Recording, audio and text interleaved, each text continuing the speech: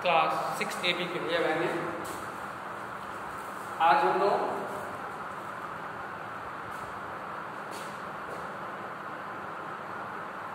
Social science में नागरिक शास्त्र पढ़ेंगे। 5वां अध्याय पंचायती राज। पंचायती राज को हम लोगों ने एक दिन पढ़ा।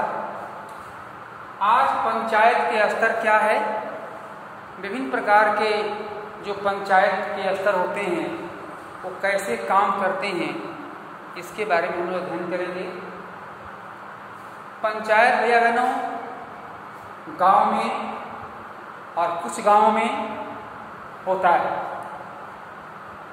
ऐसे ही पंचायत के द्वारा जो चुनाव होता है, जिसमें ग्राम सभा और सरपंच का चुनाव होता है, ठीक ऐसे ही एक ब्लॉक स्तर पर, एक क्षेत्र स्तर पर जो है ये हमारे जो राज्य में मुख्यमंत्री बनते हैं उसके एमएलए का चुनाव होता है।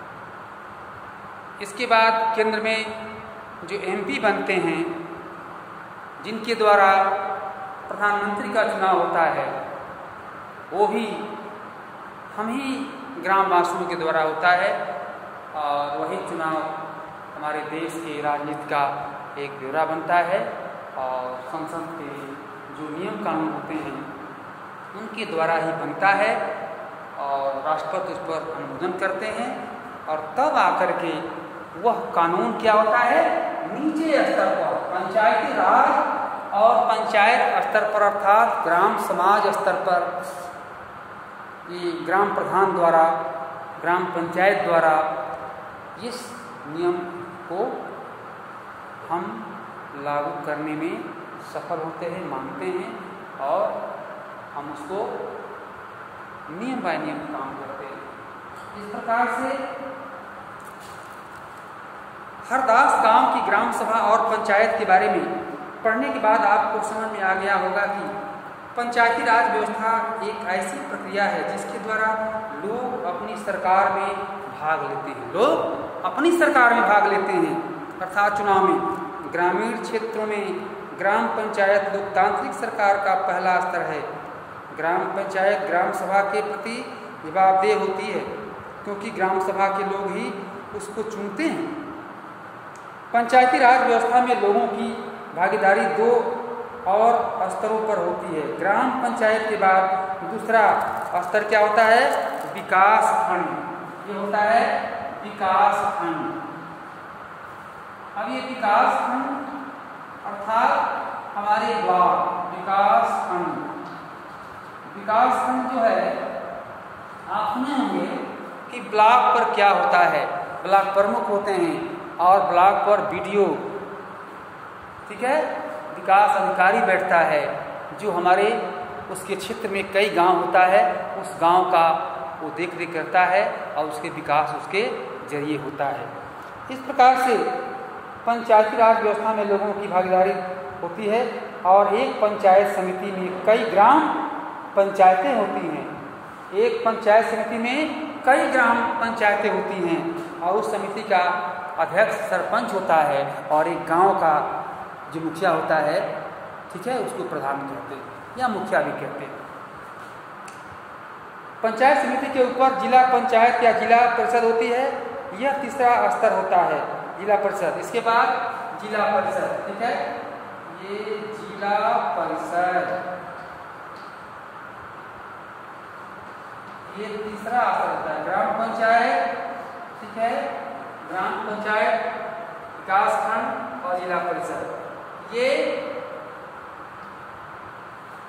पंचायत के 3 स्तर हुए और तीनों स्तर का काम क्या है, जनता की सेवा करना। संविधान में दिए हुए निर्देशों के आधार पर देश के हर राज्य के पंचायत से जुड़े कानून बनाए गए हैं। इसलिए पंचायत संबंधी कानून हर राज्य में कुछ अलग अलग हो सकते हैं।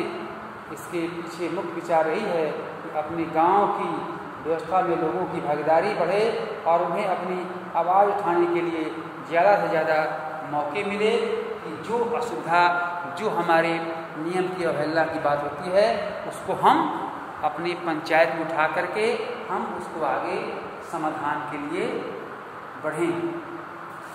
इस प्रकार से हम ये देखते हैं कि हरदास गांव की जो पंचायती राज में ये जो व्यवस्था थी, इस व्यवस्था को कैसे सुदृढ़ किया गया, कैसे वहाँ की सड़कों, नालियों, पेयजल की संकट और लोगों के आवागमन की असुविधाएं और हर प्रकार के जो गांव के खेलकूद के मैदान, जो गांव के गरीब बुजुर्ग, इस सब लोगों के लिए जो उन्हें सुविधा मिलना था, उस सुविधा के बारे में वे लोग ग्राम पंचायत में उठाते थे और उस गांव के लोग उस सुविधा के तहत अपने आप को लाभान्वित होते थे और अपने जीवन को सुखमय बनाने में सफल होते थे। इस प्रकार से भैया बहनों, हम इस पाठ से ये शिक्षा ले सकते हैं कि निचले स्तर पर जो हमारा ग्राम पंचायत है, इस ग्राम पंचायत में जो ग्राम सभा के मालिक होता है, अर्थात जो मुखिया होता है, जो ग्राम प्रधान होता है, उसके द्वारा गांव का विकास होता है। और कुछ गांव मिलकर के जो ग्राम पंचायत बनाते हैं, कुछ प्रधान मिलकर के, उसमें एक सरपंच होता है और उन गांवों की जो विवाद होता है वो उसके द्वारा सुलझाया जाता है। ग्राम पंचायत की बैठकें बराबर होती हैं, उसमें ग्राम सभा के प्रत्येक व्यक्ति को भाग लेना चाहिए। इसके बाद तीसरा खंड होता है जो विकास खंड, उसमें जो है दूसरा विकास खंड, जो विकास खंड अर्थात ब्लॉक स्तर पर वीडियो द्वारा प्रत्येक गांव के लेखा जोखा उसके साथ रहता है और उसको संभालता है। और उससे ऊपर जिला परिषद होती है, जिसमें वो जिले में तमाम प्रकार के जितने जो ब्लॉक हैं उनका विकास उनके जिम्मे होता है और इस प्रकार से हमारे गाँव का एक समग्र विकास होता है और हम सुखी संपन्न रहते हैं। धन्यवाद। इसके बाद जो प्रश्न आप जाएगा उसको आप लिखेंगे और याद भी करेंगे।